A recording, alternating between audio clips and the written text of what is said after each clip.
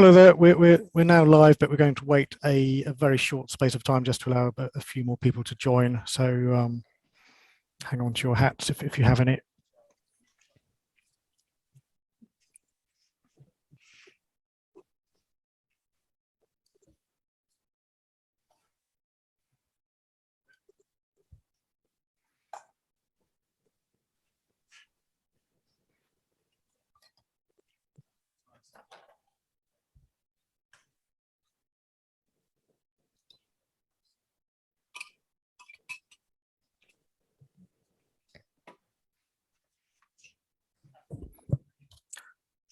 Right, so it's 1 minute past on my clock, or rather my computer's clock. So let's kick off. So welcome to everybody, especially those who are live, and obviously welcome to those who are sort of watching this for posterity. My name is Matthew Edwards. I've the great honour of introducing and chairing this session, Longevity Post-COVID, How to Treat Data from the Pandemic When Setting Longevity Assumptions. So I'll start by introducing myself very briefly, then introduce the panel of experts. So Matthew Edwards, I'm the day job work for WTW as the head of, sort of demographic risk, so longevity, mortality, policyholder behaviour, etc. Across EMEA, so obviously a very relevant subject. And my sort of non-day job is also very relevant. I'm currently the sort of chair of the CMI and been very involved with the COVID-19 Actuaries Response Group, and more of those later as they fed into some of these questions. The panel has got a great team of experts here with a range of perspectives and excellent experience in all of the relevant issues. So in no particular order, Steve Leake. So Steve is head of analytics at XBS Pensions Group, and he leads a multidisciplinary team of actuaries, data scientists, programmers, analysing all things pensions related, but of particular relevance obviously today, anything to do with life expectancy. So thanks, Steve, for attending and contributing. Tim Gordon is a partner in Aon's Risk Settlement Group and head of Demographic Horizons. He's responsible for all of the longevity and other demographic modelling that underlies Aon's demographics work, and obviously a huge amount of that underlies many multi-billion pound, dollar, euro, and possibly other currency swaps, longevity swaps. And Tim previously chaired the CMI, and more than me, not just chairing the CMI, but also chaired the MPC, so who's responsible for the overhaul of the mortality projections model in the mid 2010s. It's like confession, I can't remember the exact date. So thanks very much, Tim, for contributing everything here.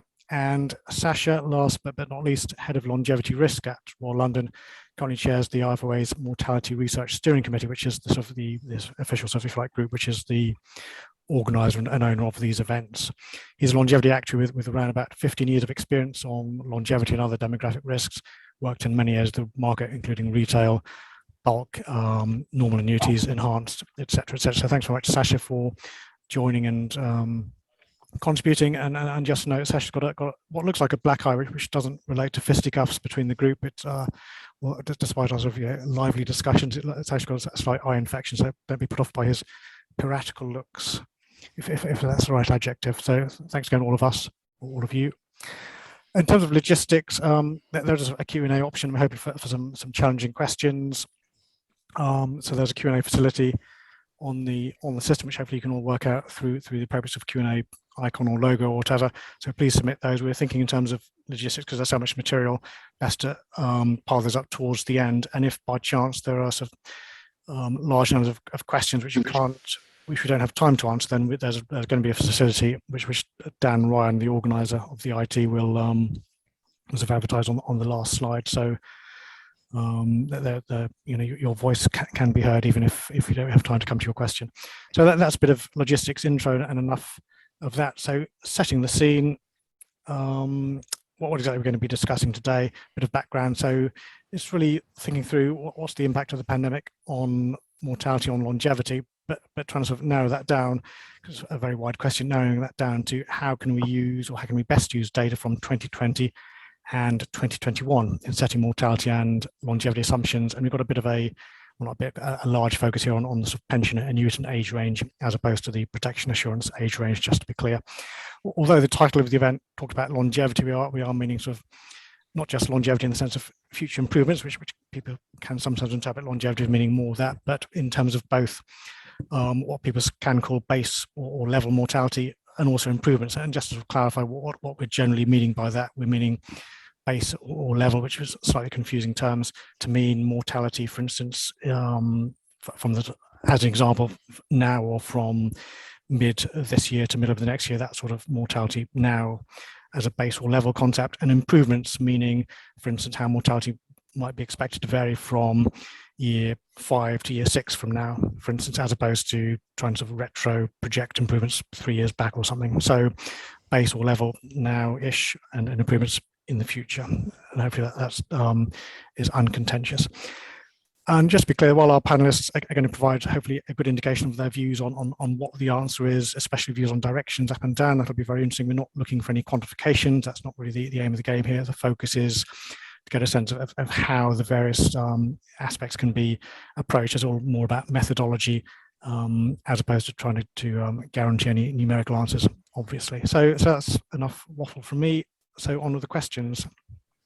So first question, given the pandemic, is recent population experience before, during the pandemic, a useful, a suitable starting point for calibrating mortality projections models, for instance, the CMI model?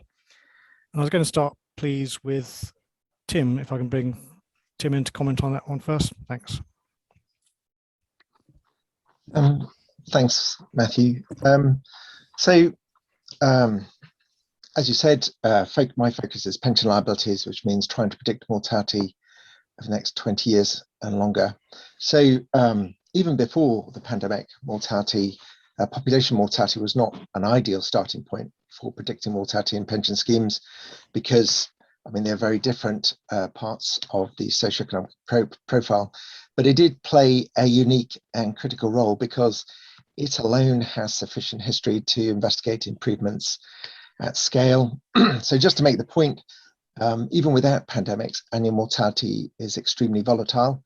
Just to get a single measurement of underlying mortality levels probably requires 3 years or so of data. To get one improvement point, so slope between 2 points, probably is 10 years of data. And most pension plans don't have much more than 10 years of data history. And even if they have 20 years, that's still not enough to look into deeper effects. And they are also exposed to transient changes in their population profile. So digging deep into important large-scale effects, cohort mortality, as the CMI model tries to do, or more simply, just the massive reconvergence of male and female mortality over the past 40 years, you cannot do that reliably just using pension plan data. So I think we should be clear that while there's always been a concern around using population data for pension liabilities, because they do tend to reflect, when they're weighted, very different parts of the socioeconomic scale, they were critical to capture those big trends. But with the pandemic, we're in an even worse place because all bets are off for extrapolative models like the CMI model. We're inevitably going to struggle because recent data throughout the pandemic is widely regarded as not predictive. And indeed, it'll give silly answers if you push it through a standard extrapolative model like the CMI. And also the pandemic seems likely, not definitely, but likely to be the pivot point of a huge economic shock, massive shifts in working practices compressed into a short time scale, lots of changes basically. So it is quite conceivable that the trend, the jumping off point for trend, it will be very different in terms of the magnitudes that we deal with compared with what it was before. So we are inevitably going to have to factor in more expert judgment for the next 5 years or so, while the extrapolative approach tries to regain its footing. We have been here recently. There was a massive shift in trend around 2011, which also took some time to establish and emerge. I think we're probably in a similar place now. Okay, thanks, Tim. I'll actually brought along sort of an egg time with a 3 minutes amount of sound, just to discipline everyone, and you were sort of exactly under that, just under that, which is very nice. So, Steve, do you want to annotate or comment on that? Yeah, good afternoon, everyone. Really, just building on what Tim's said, really, that our sort of take on the pandemic is of course, it's a shock. We had a relatively stable period for improvements in life expectancy. It was quite a luxurious position for a long period of time. So I think we do always want to use data where it's available. As Tim says, population data has a lot of attractive features. And then we're just left with a piece to think about is, what is the shock? If we just put it into the models that we use at the moment in its raw form, it gives us a form of upward bias, and will project mortality rates that are fairly high, as you'll have seen. So our focus is really just thinking about, what do we do when a model experiences a shock, and how, as actuaries, can we and should we go about thinking about it? Okay, thanks, Steve. So if therefore, I think you're implying, if to some extent actually saying, and I think we'd all agree with this within the other members of the group, that we're not confident using recent population experience data for this purpose, and that certainly ties in with the CMI's official view through the MPC for projections with the sort of the recommendation for the zero weighting for 2020, 2021. If we're not confident using the recent population experience data, then what would be the main sources of information that you could usefully use to inform such models? I mean, Steve, you want to?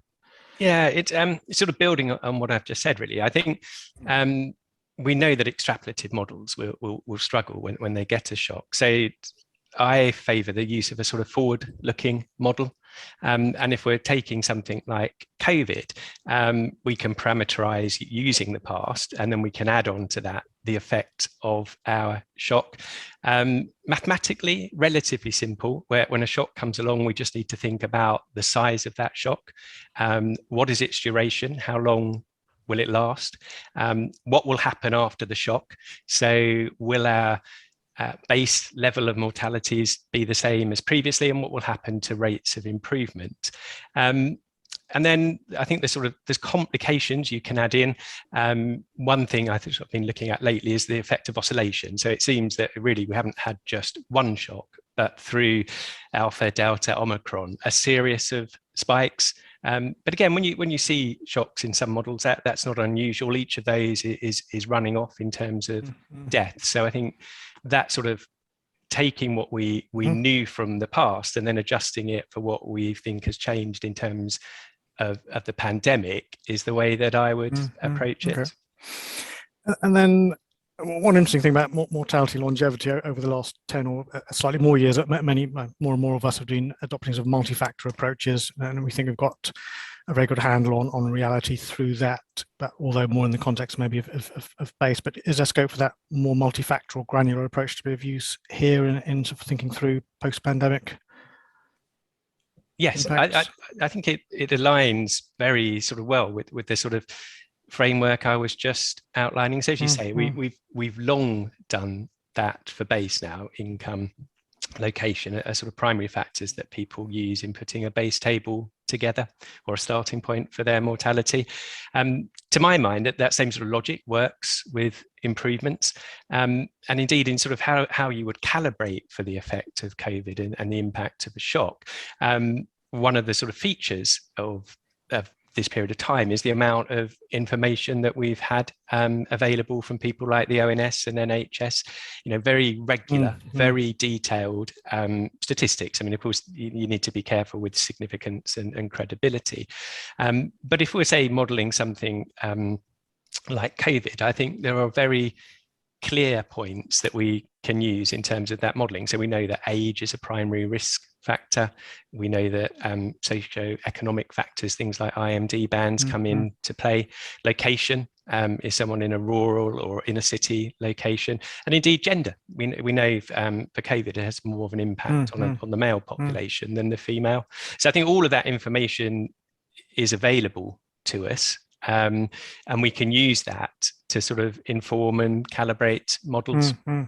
Thanks, Steve. Tim, any further thoughts on that, on those sort of extra? Yeah, I think I probably have quite a different view. So for base mortality, it's absolutely standard practice that you would use multi-factor models, and you can do. I mean, it's probably the sole area of my life, of my career as an actuary, where I've been able to do what I would call proper statistics and get statistically credible model fitting to work and be able to demonstrate that that thing really works. In terms of mortality projection, though, I think those arguments don't work anything like as well. And in a way, the reason that we were so drawn to using population data is one of the reasons, when turned around, is it can be viewed as a critique of the other options available. And in my view, those problems remain, which is just the noise of trying to fit those data. We have what is intrinsically a seriously time inhomogeneous process, and trying to break that into multiple factors, which, just for the avoidance of doubt, you should definitely try, but it is a recipe for brittle models. And I think a robust model fitting process and testing process would reveal that. So I think I am not saying that you wouldn't want to analyze it by factor and try and work out, walk through what different scenarios might have the impact that they might have. But I don't think it's a recipe for predictive modeling. I'm going to reference, and this is not actually pejorative, although it sounds like it's critical, but Club Vita, in conjunction with the PLSA or NAPF, did a model which tried to break down improvements by socioeconomic type and or group. What I think is interesting is, over a very short space of time, their predictions of life expectancy shifted quite a lot. And I don't think that's because Club Vita were doing the modeling, were poor at modeling in some way. I think it's actually because it's just intrinsically difficult to get these things right. And I'd just remind you that that's during the period of supposed stability of mortality trends in the decade to 2020. So I think, and so that's a little bit of empirical data, as it were, as to how predictive multi-factor projective models can be. I'm unconvinced that they are what you'd want to hang your hat on. Yes, the word brittle is a pertinent word to use in that context, given the amount of history. So thanks very much, Tim. So moving on a bit then, and obviously it's all related. How do we think the pandemic is affecting the use of portfolio or scheme data for setting mortality assumptions? Sasha, do you want to comment on that with your piratical visage? Yes, good afternoon, everyone, and apologies for being a bit mad-eye moody on all of you. Hopefully that shouldn't affect the answers too much, and certainly shouldn't affect their delivery or their receipt. I suppose the first point I would make is that, and hopefully this is obvious, is that sort of blind application of the experience into an assumption setting process would not be sensible. It's probably not best practice to do this in any case, but certainly not at the moment. There's, just sort of shoveling the data in and hoping that what comes out will work is probably not the right thing to do. What I think, at the least, we need to be doing is really looking at the experience that has emerged, and getting down below the aggregate level, and particularly looking at it by sub-calendar year period, and see how much variation there is there, and how that varies by the available risk factors and time series, so that you're really understanding, what is going on. And if you are seeing significant variations, consistent or not with what we're seeing in the population level, it's essential to understand where and why these variations are happening, so that you can interpret whether they have any relevance for the future. And obviously credibility is an issue here, but that's, you've got to start with trying to understand what you're seeing before you try and even think about applying it. In terms of deriving any adjustments for modifying assumptions, life experience, I do have some concerns about some of the approaches I've sort of heard people talk about in the industry. That they either involve adjustments which involve getting back to an answer in line with an a priori view, or that they fail to recognize the statistical uncertainty in the method they're using. And I think there is a risk at the moment that we try and over model it, and we have spurious accuracy or complexity, and that obscures the underlying judgment that's being made and gives the impression of more accuracy or more robustness than is actually the case. And I think it's better to be clear about what fundamental judgment we're making. If we don't trust the data, we should start with that. If we don't think we can change the assumptions now because we don't trust the data, let's start with that and be very clear about the judgment, and then what happens next. And I think the reason for that is there is a real risk of us overreacting to the data, being led by noise rather than correctly identifying what are signals. For me, the answer at the moment is probably not in the data, and nor will it be revealed by more complex models. But I think in appropriate judgment of the wider information that we can ascertain and apply that with reference to what we know about the specific lies in the portfolio. So like Steve was saying earlier, sort of trying to look forward rather than trying to sort of get too hung up on what we're observing right at this moment in time. Our assumptions are for the survivors, so not necessarily for the the particular lives that have died. Okay, thanks, Sasha. And Tim, what are your thoughts then? How does the pandemic affect how we could usefully use scheme data for setting the assumptions? So hopefully I'm just share a screen. Mm-hmm. Hopefully that's yes, kind see of that. Thanks. Yeah. I think so. And just to be clear, that's it's not meant to be a precise chart, although it's based on data. But the blue line is probably CMI 2020, and the orange line is actually what happens to the mortality when you look at it at a subannual level. So I think that probably just re-emphasizes Sasha's point about the fact that you cannot really do stuff during the pandemic because those numbers are so extreme. Some of your systems will fall apart if you do something naive, especially. So I think in terms of improvements, I'm going to set that to one side because I think that's a different question. But if you are pricing a longevity swap, you don't have the luxury of just waiting. You have to come up with an answer. And the base part of that, which I tend to view as fine-tuning, you've got an overall model and you're fine-tuning it to make it specific to the portfolio in question, which you can do with some a priori postcode-based multi-factor model, but you inevitably want to take account, place some credibility on the experience itself.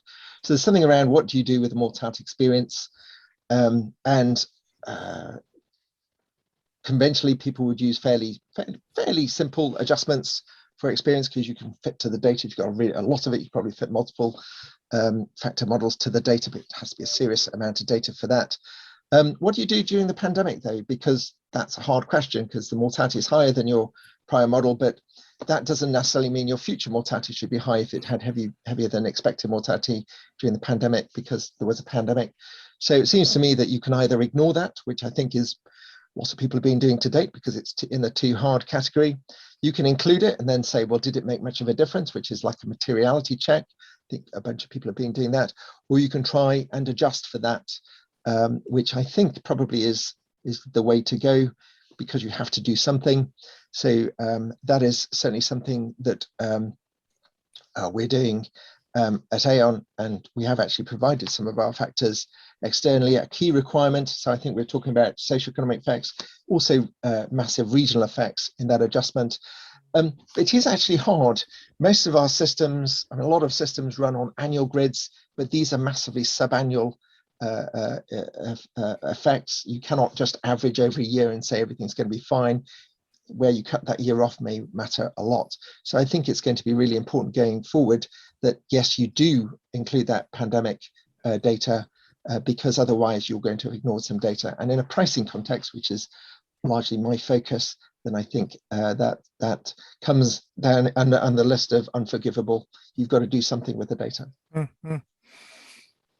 Okay, thanks, Tim. Steve, and then Tim. I mean, just to know that the CMI, wearing a CMI hat very briefly, the CMI put out its views on the use of 2020-21 data early December, and the overall vision there, although the CMI has a particular sort of objective remit, which some people might regard as an overly constraining, but our view from a CMI perspective was just to advise people not to use 2020-21 data, but clearly there are other ways to adjust what you think base or level mortality should be, sort of quote now unquote. I mean, Sasha, on this point of if people aren't feeling that 2020-21 data is trustworthy from an experience analysis perspective, then how else might we think about where base or level mortality should be, sort of quote now unquote? Yeah, okay. I mean, so considering this question with reference to mortality rates, so let's say we were estimating a mortality rate in 2022 using CMI 2019. I think we're probably talking about a higher mortality rates, of the survivors of the pandemic than we were previously. I think the question, therefore, is, sorry, people might have disagree, but let's start with the assumption that we're talking about it being higher than we were previously estimating. How much higher?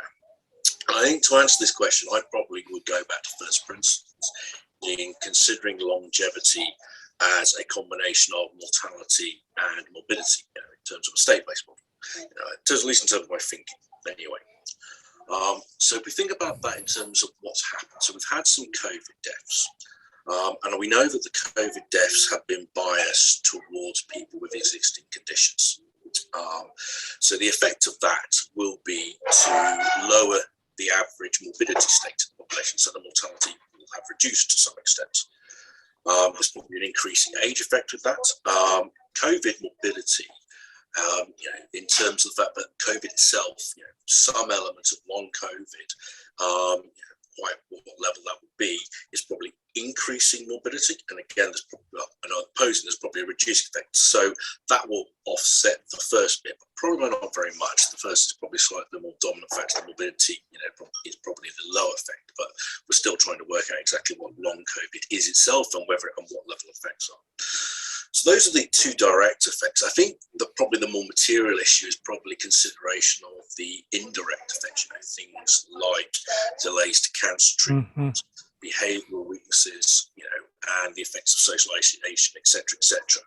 And I think those factors have acted to increase morbidity. In terms of there's been a shift, so there's been some movement in morbidity states. It's probably increasing the morbidity transition rates and probably increasing the mortality rates. So the mortality effect in terms of it being higher is probably more coming from those indirect effects than the direct effects. Now the question then in terms of, how much higher it is, probably comes down to your views on the relative strengths of these sort of three behaviours. There's probably some more, but those are probably, a paradigm that can be useful to try and understand this. And I think it's about drawing in the other information about those three elements to try and say, I think this has this effect, this has this effect, and then the relative combination, the relative materiality of these, of how much higher you would want to set your mortality rate in 2022 relative to where you were previously. And thanks, Sasha. So moving on from that, I guess that was more around mortality, if you like, now or over the next 12 months sort of thing. But moving on from that, then how do you see emerging data over the next 5 years feeding into a useful sort of revisioning of mortality trends and base and level? And that data, of course, could be from a wide variety of sources, not necessarily just, if you like, the classic experience data. Actually, Tim, do you want to come in on that? Just sort of provide a bit of alternation. Sasha can go and chastise his children in the meantime. Sorry, Matthew, I was just typing a message, so you're going to have to repeat the question. Oh, could you? Sorry, okay. So on the back of that, Sasha talking about where we think of base or level mortality should be now. How would we see emerging data over the next 4 or 5 years usefully feeding into a vision of mortality? Again, whether mortality projections or portfolio scheme specific assumptions, and again that emerging data could be from a wide range of sources, not necessarily, if you like, your classic actuarial sort of experience analysis type sources. Well, I think we have kind of been here before, post 2011. So the diagram that I put up, you could actually see there was a massive shift in trend around 2011, and it was, I was chairing the mortality projections committee through this period as the data started to come through, and it was interesting just behaviorally and psychologically to see how actuaries tried to adapt, because up until 2013 or 14, you didn't lose any cred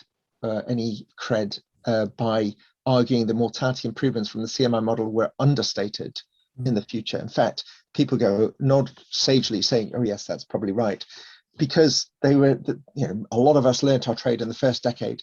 So there was a lot of difficulty for some people to accept that the trend had massively shifted. And I recall that the data was coming through. It didn't help that it was noisy as ever, and one year was actually light, but then followed by a very heavy year. So it did take a long time for that to emerge. I think we'll be in the same place now. I think there is an easy course, which is default to the CMI model, excluding 2020 and 21 data, which I think is the path that we're on, probably load it with a little bit more, although the CMI model itself is ticking down, or sorry, ticking up in terms of mortality, down in terms of improvements for technical reasons of its design, because it pushes out reversion to the long-term rate further. So I think actuaries will be extremely keen to try and establish where there has been a shift in level and trend.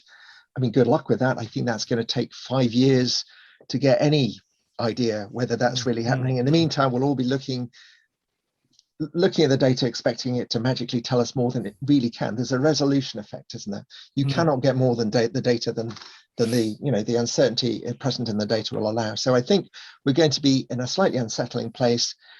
Probably got a little bit complacent about relying on the CMI model, even with the 2011 shift in trend. It's been a fantastic. It's been a good. It's good to have consensus, but I think that we're going to spend 5 years trying desperately to get a handle on what the fallout from the pandemic will be, and I think that will just happily merge into the next kind of crisis and change. Okay, thanks. I like your use of the word resolution, which sort of notes the drawbacks of trying to be too sort of precise or trying to create information where there isn't any, which is always a danger. I mean, Sasha, what are your thoughts on how data can be useful over the next few years, and what types of data might feed into an actuary's toolkit here? Well, I mean, in terms of sort of where we are with data and where we will be for the next few years, I'll sort of replay what Tim just said in a slightly different way, which is, I'm somewhat reminded of an episode of The Simpsons, where Homer is attempting to jump Greenfield Gorge and ends up crashing into the other side of the ravine. And I think there is an element where this analogy sort of works in terms of thinking about where we are. We sort of got to the end of 2019, and what we have at the moment is a gap, where we know what we're observing directly has lower relevance than where we were before. There might be bits we can learn from underneath it, but we effectively have a gap. In terms of the CMI model, we're talking about putting a weighting of zero in 2020, at least that was the default parameter. So I think what we're trying to do is we're trying to land on the other side of this gorge and hopefully land. We don't want to overshoot it, and come down 500 yards the other side, and we don't want to smash into the wall. And that's the challenge we're going to face in terms of the next few years, is slowly trying to make sure that we integrate the data at the right time and don't have an accident. So I think in terms of portfolio experience, what we're going to have to do is expand what we do from experience analysis, or expand what some people do from experience analysis, and do what sort of the best of us do, which is really interrogate below the aggregate level what is going on at the individual level. Now we'll see reducing credibility, but really try and understand, what indications we're getting and whether we can trust them or not, jumping too much to conclusion, but at least try and get an understanding of that picture. And I think above and beyond that, we're probably going to have to be, consider our assumptions at a number of levels, a number of meta levels, if you like.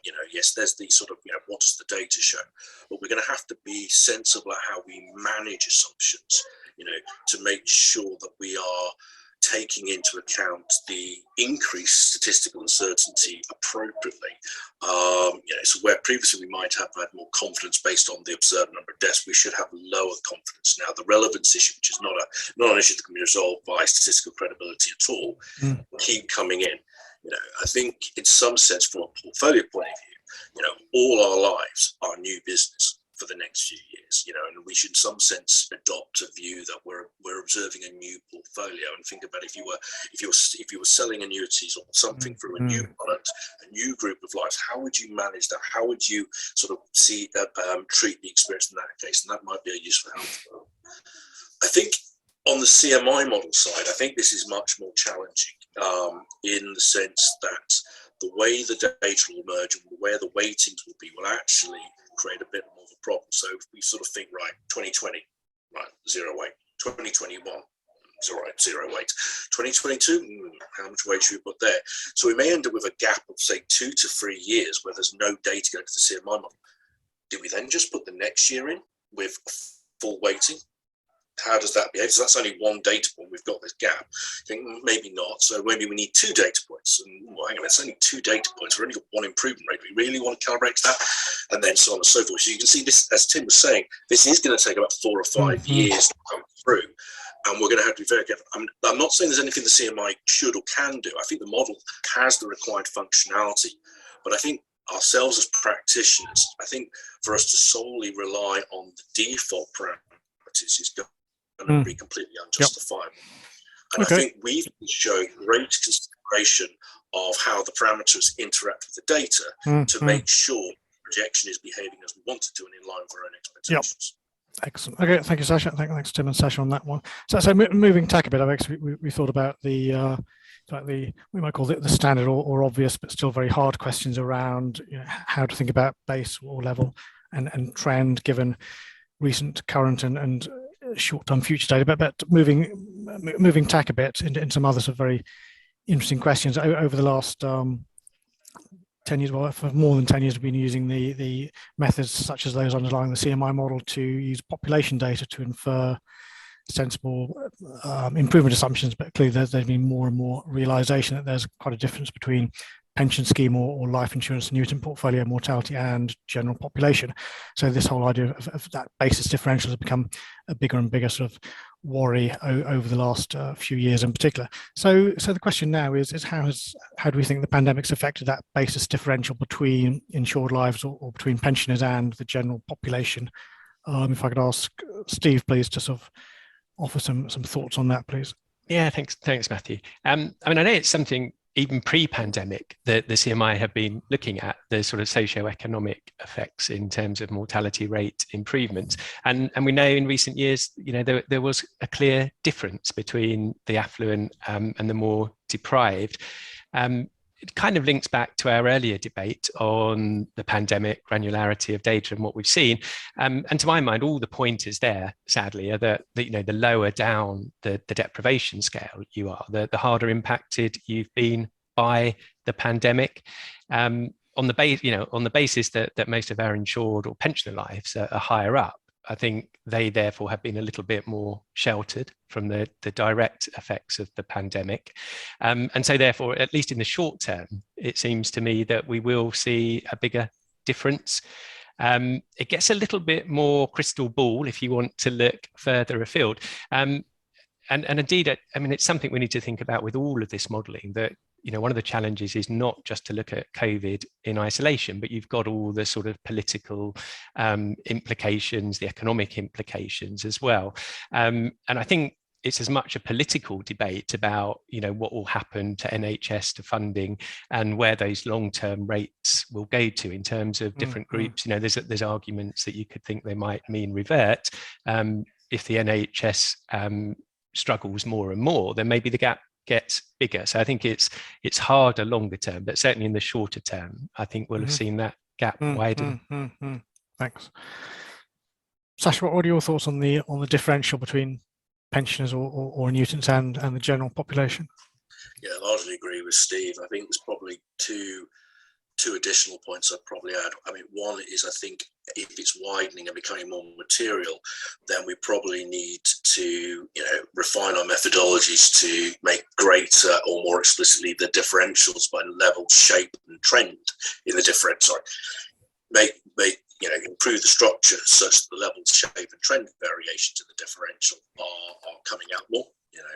I think. Secondly, I think we're probably going to need to be clearer what that differential is.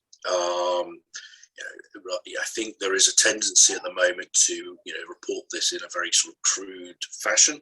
And I think what things we'll need to do is be more explicit about, right, what is this differential assumption relative to population average, such that that's clear within our own companies to the market. Okay, thanks, Sasha. And moving on again to another sort of, if you like, dimension of the question, which I'm sure many of you in the audience, as have we, been thinking about. So pretty much all of the discussion so far has been in the somewhat in the context of best estimates. So hopefully that's been implicit. But moving away from best estimate longevity risk, obviously a great subject. What are thoughts on how all of this has affected the overall quantum of longevity risk? So, Tim, any thoughts on that? It's an interesting question. I personally find it difficult. Mm. On the one hand, we all agree we've had a huge shock to the system. It's prima facie reasonable that uncertainty must have increased because, as in Sasha's analogy, we may not land on the other side of the gorge or chasm or whatever. So clearly uncertainty must have increased. That's what shocks do. On the other hand, longevity has been seriously mispredicted in the past.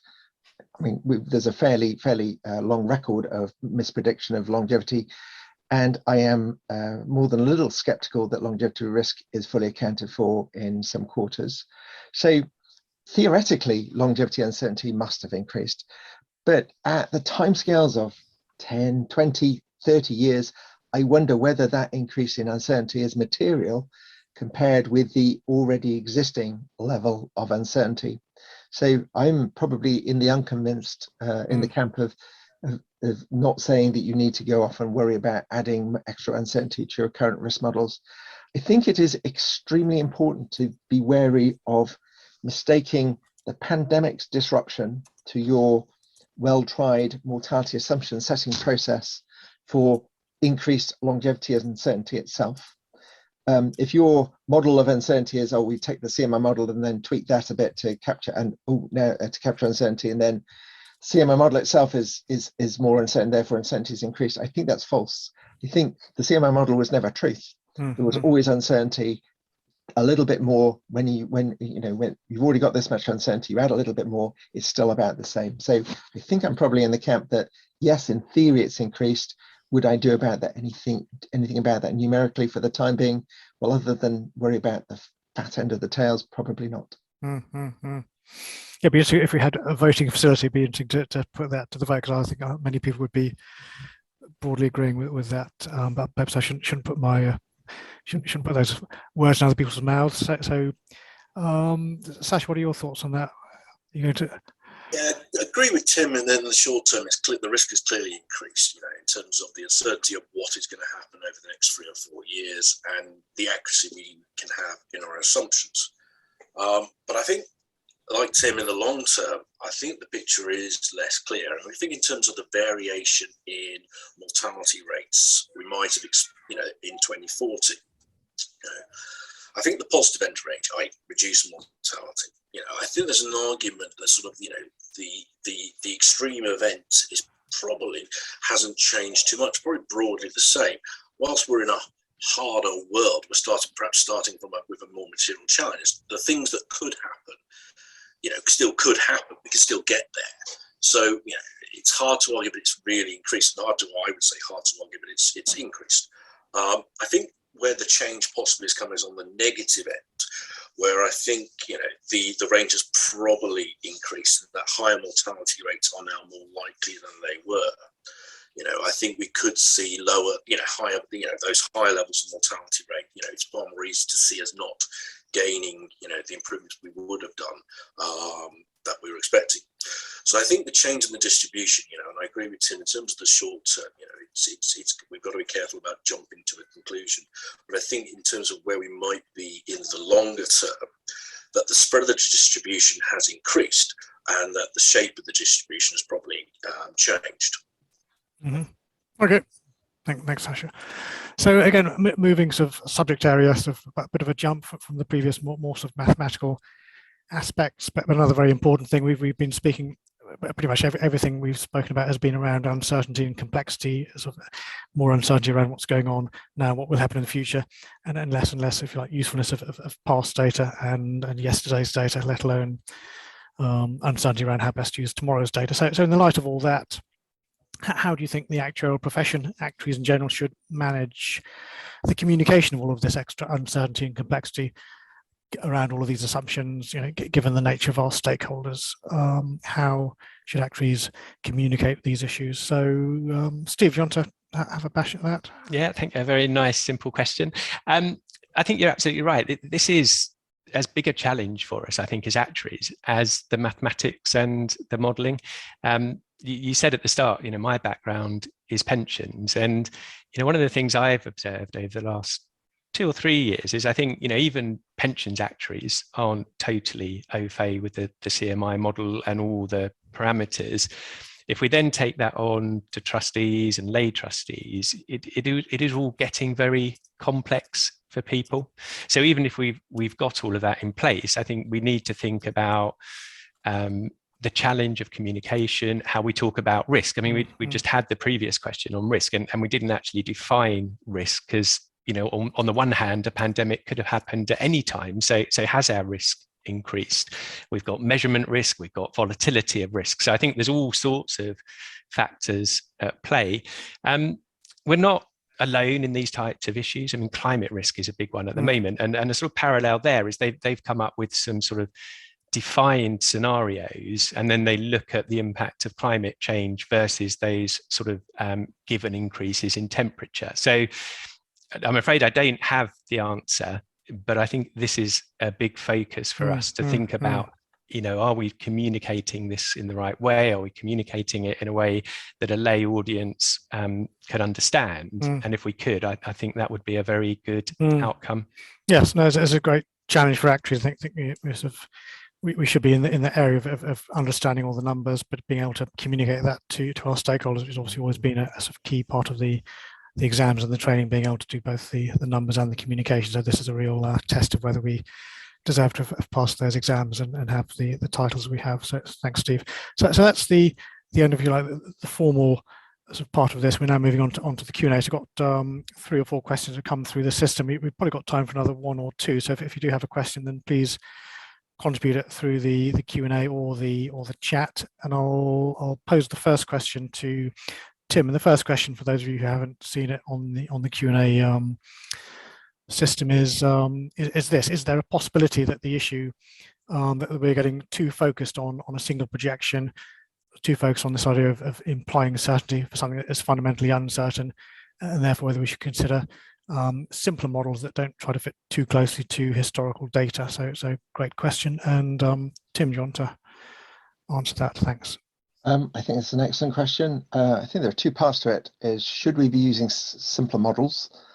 And at that point, I think actually, if I go abroad, look at standard tables there, they use simpler models, and they do fail to capture certain critical features.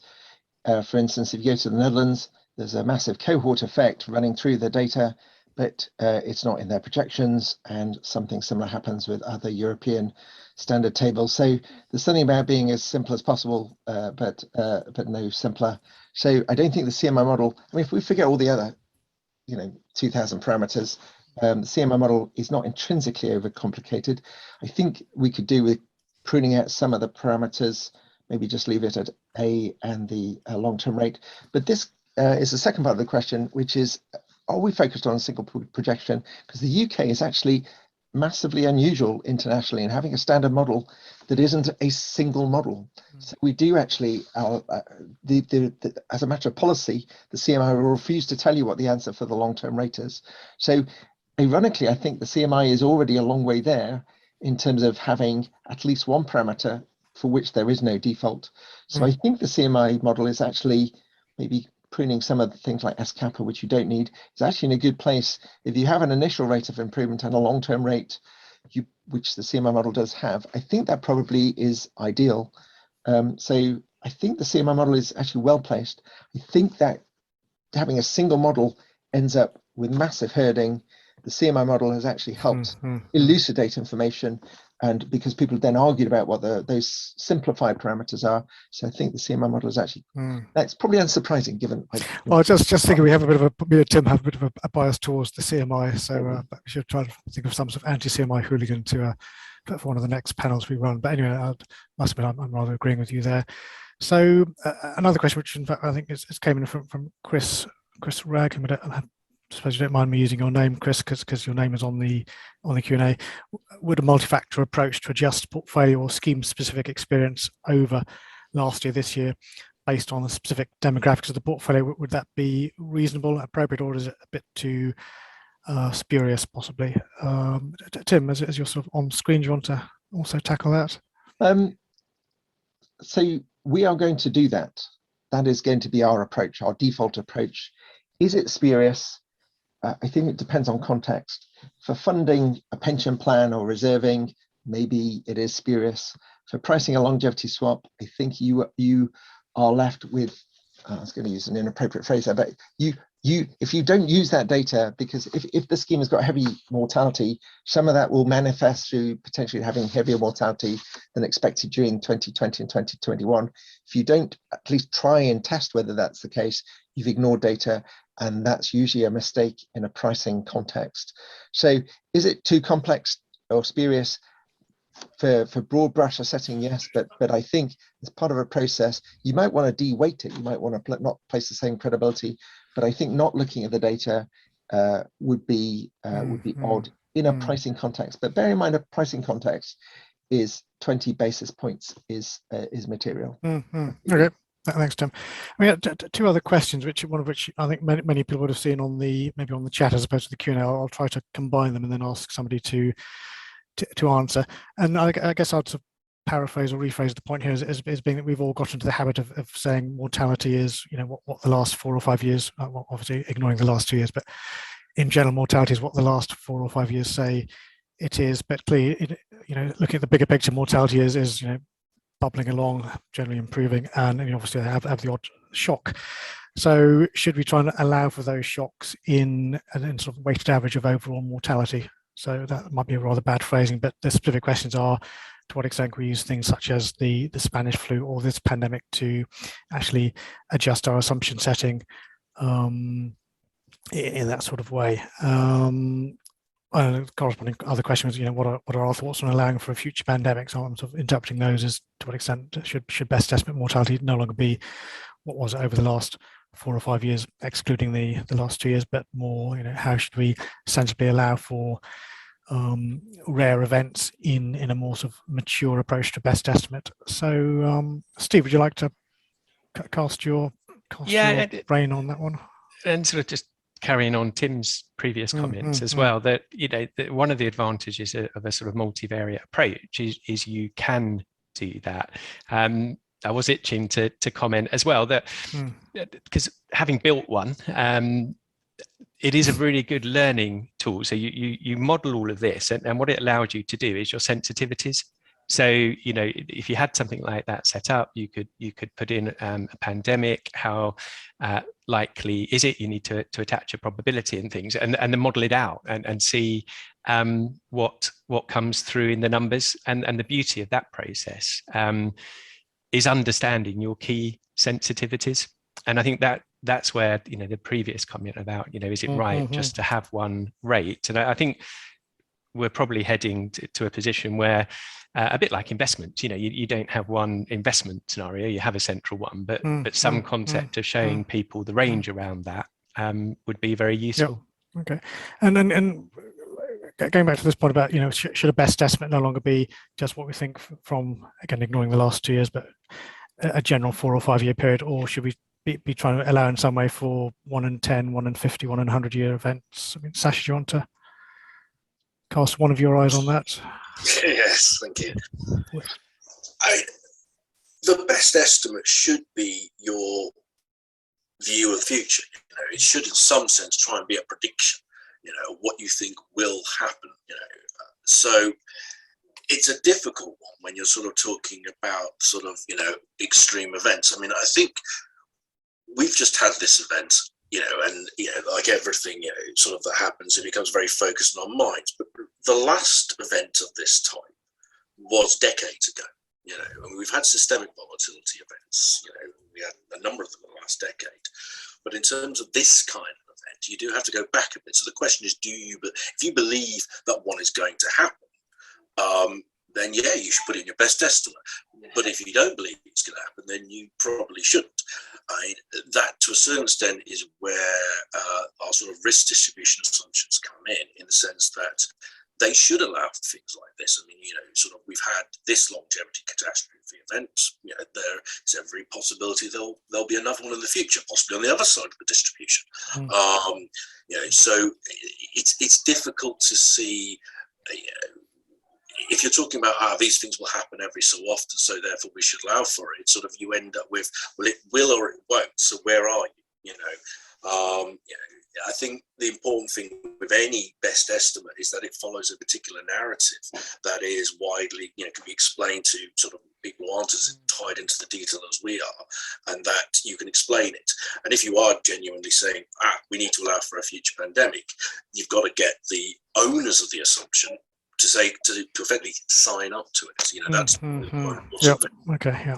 I suppose on the sort of financial economic side of the question, there's a similar concept about potential future regime changes, as they call it. But clearly they've got the market consistency sort of thing to fall back on, which probably makes the question a bit easier. So we had a question from an anti-CMI hooligan, self-confessed. So I'm assuming you're meaning the Chartered Management Institute, not the continuous mortality investigation team, but to play the role of just quoting the question, to play the role of an anti-CMI hooligan, if the only moving parts in the model are the starting rates and the long-term rate, is the model fit for purpose in a world where we might reasonably expect very low improvements in the short term? So there's already a bit of optimism in there on the improvements, because this will enforce fairly low improvements in the medium term. So Tim, as an anti-CMI hooligan, would you like to take that one?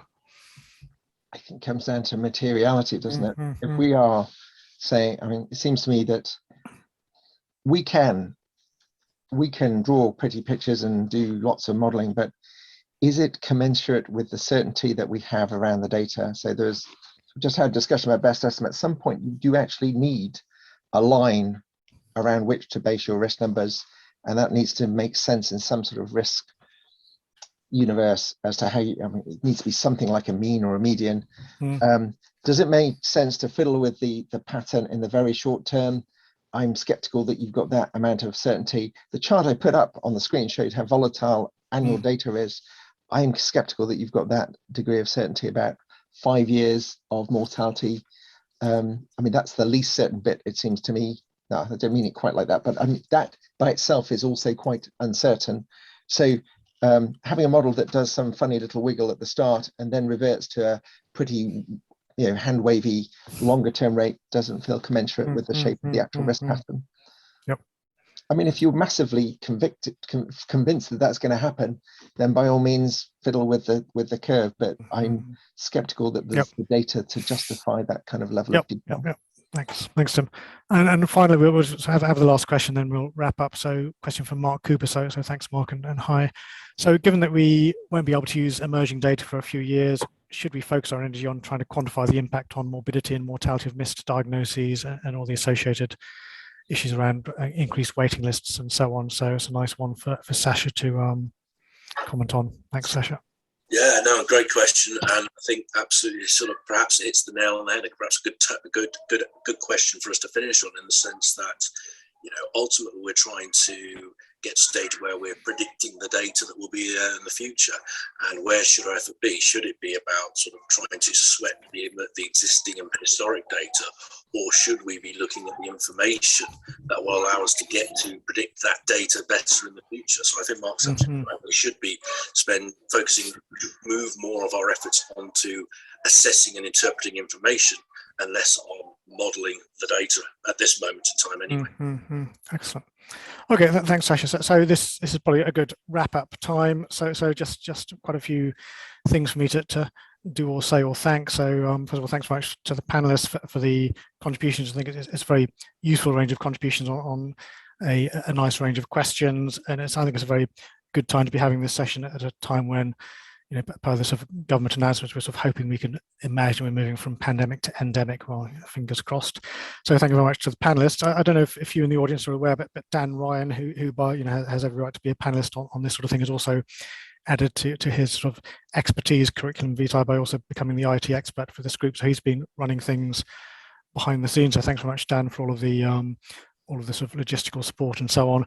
And on that subject, he's been busy recording things, and a recording will be made available. And he's going to put out a slide at the end with details of where that's going to be. And also we're requesting topics for future webinars. Should have good ideas for what we should talk about next. But on that subject, the next webinar we're hoping to have, although still looking for a date, is on care, how the pandemic has been affecting the likelihood of trajectory of care, rather like the last longevity bulletin that we put out from the MRSC stables, addressing all of those questions. So looking to be running that soon, and keen for your ideas and suggestions on future panels. And then thank you all for your time, and hopefully you found it interesting, possibly even entertaining. And that's it. So thanks everyone, and goodbye. Thank you. Thanks.